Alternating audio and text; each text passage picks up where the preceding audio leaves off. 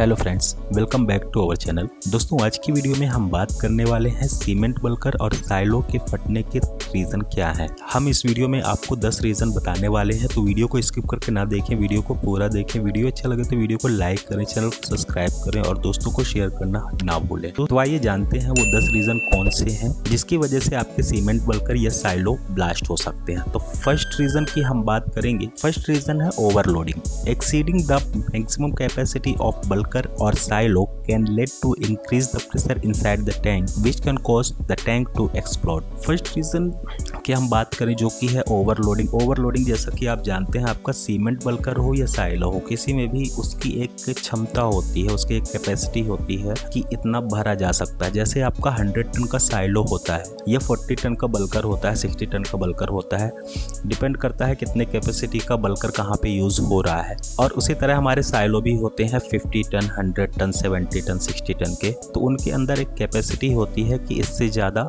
नहीं भरना चाहिए। लेकिन जैसे कि 100 टन का साइलो है तो उसमें 85 टू 90 टन, 80 टन ऐसे करके हम भरते हैं। 100% जो इफिशियंसी होती है वो किसी चीज़ की नहीं होती, जैसा कि आप लोग को पता है। तो हम 100% 100 टन के साइलो में 100 टन सीमेंट नहीं भर सकते। तो अगर आप किसी भी साइलो में या फिर बल्कर में उसकी कैपेसिटी से ज़्यादा, उसकी अधिकतम कैपेसिटी से ज़्यादा आप भरते हैं कोई भी चीज़, तो उसका क्या होता है दोस्तों कि उसका जो प्रेशर है वो बढ़ने लगता है। दबाव बढ़ने के कारण आपका बल्कर या साइलो फट सकता है। सेकेंड रीज़न की बात करेंगे जो कि है ओवरहीटिंग।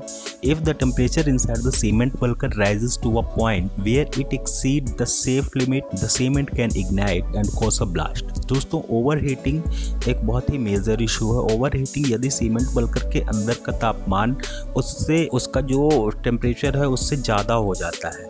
जैसे कि आप जानते हैं कि हर चीज़ का कोई ना कोई टेम्परेचर होता है। जब भी आप सीमेंट डालते हो साइलो में, उसके पहले लैब में चेक होता है कि क्या टेम्परेचर है, उसके बाद ही आप उसे अनलोड करवाते हैं। तो अगर ये जो तापमान होता है, जो टेम्परेचर होता है आपके बल्कर का या साइलो का जिसके अंदर सीमेंट भरी हुई है, तो अगर ये सुरक्षित सीमा तक है तो सही है। अगर ये सीमा से अधिक हो जाता है या सीमा से कम हो जाता है तो सीमेंट में ज़्यादा होने के कारण, अगर तापमान आपको मान लो 30 डिग्री सेल्सियस चाहिए सपोज दैट, और अगर वो 45 डिग्री सेल्सियस हो गया तो उसके कारण सीमेंट में एक है इग्निशन फील्ड, इग्निशन होता है, और जिसकी वजह से आपका साइलो या फिर बल्कर विस्फोट हो सकता है, क्योंकि सीमेंट से टकराने से एक इग्निशन होगा जिसकी वजह से आपके साइलो या बल्कर में विस्फोट का कारण बन सकते हैं। Third reason a, static electricity.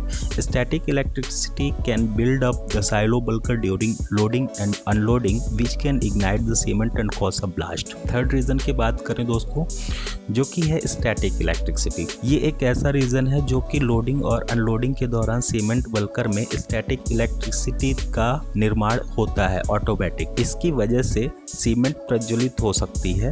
जैसे कि अगर स्टैटिक इलेक्ट्रिसिटी का निर्माण हुआ अनलोडिंग और लोडिंग के दौरान, सीमेंट में इग्निशन हो सकता है और जिसकी वजह से ये आपके बल्कर या फिर साइलो के विस्फोट होने का रीजन बन सकता है। फोर्थ रीजन की बात करेंगे spontaneous combustion. Cement can undergo spontaneous combustion if it is stored for too long और एक्सपोज्ड टू हाई टेम्परेचर और humidity which can cause a blast. यदि सीमेंट को बहुत लंबे समय तक हम साइलो में या बल्कर में रखते हैं, कहीं भी, दोनों एक ही चीज है, साइलो में और बल्कर में दोनों ही सीमेंट स्टोरेज करने की ही जगह है। अगर हम दोनों में कहीं भी हम काफी लॉन्ग टाइम तक रखे हुए हैं सीमेंट को और सीमेंट अपने टेम्परेचर से ज़्यादा हो चुका है, तो वो स्पॉन्टेनियस कंबशन जैसी सिचुएशन से गुजरता है और इस कंडीशन में आपके साइलो या फिर बल्कर विस्फोट हो सकते हैं। इसके लिए दोस्तों हमेशा ध्यान रखें कि अगर आपका प्लांट चलने वाला नहीं है या फिर जो बल्कर है उसकी कहीं डिलीवरी बहुत लॉन्ग टाइम से पेंडिंग है,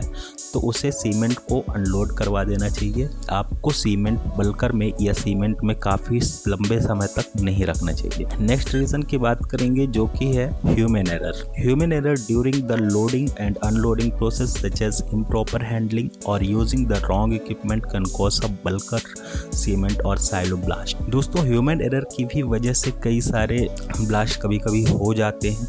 जैसे कि उसको कैसे प्रॉपर हैंडल करना है, इम्प्रॉपर हैंडलिंग की वजह से हो सकता है, या फिर आपको पता नहीं है कि कितने प्रेशर में हमको अनलोड करना है, कितना प्रेशर आ रहा है, कितना उसको प्रेशर चाहिए सीमेंट को अनलोड करने के लिए। तो ऐसी वजह से भी बहुत सारे इश्यूज ऐसे होते हैं और भी कई तकनीकी इश्यूज होते हैं जिसकी वजह से, आदमी की वजह से, ह्यूमन एरर की वजह से आपका बल्कर या फिर सीमेंट का साइलो ब्लास्ट हो सकता है। नेक्स्ट रीज़न की बात करेंगे mechanical failure. Mechanical failure of equipments और system such as ventilation system और dust collection system can cause buildup of heat pressure inside the cement bulker और silo leading to a blast. दोस्तों next reason की अगर हम बात करें, जो हमारे मैकेनिकल इक्विपमेंट्स होते हैं जैसे कि वेंटिलेशन सिस्टम हो गया, फिल्टर्स हो गया, डस्ट कलेक्शन सिस्टम हो गया, ये सारी चीज़ें आप लोग इन पे ध्यान अगर नहीं दे रहे हो, बराबर से साफ़ सुथरा नहीं करके रखे हो, साइलो का टॉप फिल्टर, बॉटम फिल्टर या फिर बल्कर का फिल्टर, तो इसकी वजह से क्या होता है कि कहीं भी चोक हो गया ये, तो इसकी वजह से भी बहुत ही ज़्यादा अंदर गर्मी भर जाती है, साइलो में गर्म हो जाता है और प्रेशर जो होता है बहुत ज़्यादा बढ़ने लगता है, जिसकी वजह से आपके साइलो या फिर बल्कर फट सकते हैं या ब्लास्ट हो सकते हैं। तो इस बात का भी ध्यान देना चाहिए। Next reason, chemical reactions. Certain chemical reactions can occur inside the cement bulker if it is not properly cleaned or maintained, leading to a build-up of gas that can cause a blast। कुछ chemical reactions भी होते हैं cement, silo और bulker के अंदर, क्योंकि cement है तो कुछ केमिकल से ही सीमेंट बना होगा, तो केमिकल रिएक्शंस आपस में होते हैं सीमेंट बल्कर के अंदर, कुछ ऐसी रासायनिक प्रतिक्रियाएं चलते रहती हैं। अगर इसे ठीक से साफ नहीं करते आप लोग या फिर साफ सुथरा करके नहीं रखते, तो फिर इसमें से कई ऐसी गैसों का निर्माण होता है जिसकी वजह से आपके साइलो या फिर बल्कर ब्लास्ट हो सकते हैं। नेक्स्ट रीजन की बात करेंगे जो कि है external factors. External factors such as lightning strikes और fire in the surrounding area that can also a cause of cement bulker blast. दोस्तों बात करेंगे कि एक्सटर्नल फैक्टर्स क्या है, जो कि जैसे कि मान लो आपके साइलो में या फिर बल्कर्स में कोई बिजली गिर गई, आकाशीय बिजली गिर गई, तो वो तो आपके हाथ में नहीं है कि कैसे गिर गई, मतलब वो तो गिरेगी तो गिर ही जाएगी। जब भी गिरेगी तो जैसे कहीं पे आग लग गई, आपके सराउंडिंग एरिया में बहुत तेज़ आग लग गई, तो वो भी आपके हाथ में नहीं है कि आप रोक लो। तो इस कंडीशन में बहुत ही ज़्यादा हीट होने की वजह से आपके जो साइलो हैं या फिर आपके बल्कर्स हैं उसमें बहुत ही ज़्यादा टेम्परेचर बढ़ जाता है और इसकी वजह से भी आपके जो साइलो है या बल्कर्स हैं वो ब्लास्ट हो सकते हैं। Next reason, poor maintenance. Neglecting to perform regular maintenance check on the cement bulker or silo can cause mechanical or electrical failures leading to an explosion। खराब रखरखाव की वजह से, नियमित रखरखाव जांच ना करने की वजह से आपके जो साइलो है उसमें विफलताएं हो सकती हैं, जिसकी वजह से आपका जो साइलो है वो विस्फोट हो सकता है। इसीलिए हमने एक ई बुक बनाई है जो कि बैचिंग प्लांट मेंटेनेंस से रिलेटेड है। उसमें हमने 200+ मेंटेनेंस, वीकली, मंथली, ईयरली, सारे मेंटेनेंस, डेली मेंटेनेंस के साथ साथ सारे मेंटेनेंस हमने उस ई बुक में दिया है। आपको वो ई बुक ज़रूर परचेज़ कर लेनी चाहिए, लिंक आपको डिस्क्रिप्शन में मिल जाएगी। इससे आप काफ़ी सारी चीज़ें सीखोगे भी और आपको क्या करना चाहिए क्या नहीं करना चाहिए वो सारी चीज़ें उस ई बुक में आसानी से हिंदी भाषा और इंग्लिश भाषा में समझाई गई है। तो आप पढ़ करके, अगर आप जानते हैं अच्छी बात है, नहीं जानते तो आप पढ़ करके आसानी से सारी चीज़ें सीख सकते हैं। नेक्स्ट रीज़न की बात करेंगे जो कि है कोरोजन।